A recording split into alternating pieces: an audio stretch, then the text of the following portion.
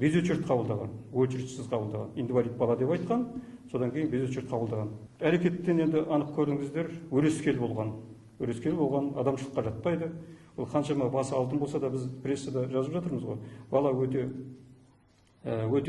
білімді бала, дәрігерді айтып отырмын.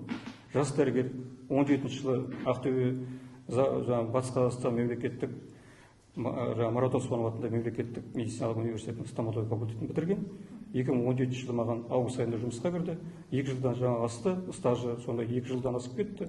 Бұлағанда жас маман бұлағанда. Мен көбірек айтамыз, мінезін байқаймын, жасырын емес, шапшаң айтып қалады кейде. Бірақ жаңағы жұмысына біздің еш кінәміз жоқ, еш уақытта болған емес жұмысына. Мало того, ол баланың жасайтын жаңағы отличник деп отырмын, отличный с красным дипломом дедім, жаңа айтып отырмын.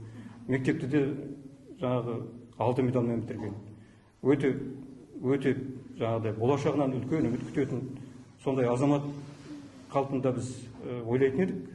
Жаңағы қимылына қарап, өрескел жаңағы жасаған қылықтарына қарай біз шешім қабылдадық. Сразу сол жерде обслуживание сатыда айттым, жұмыстан босайсың дедім сразу. Жай просто өзінің өз еркімен кетпейді. Мен айттым, біз статья қолданамыз бұл жерде. Мынау ешқандай дәрігерлік неге жетпейді, жатпайды. Тәртіпке бізде енді этика, диетология деген бар.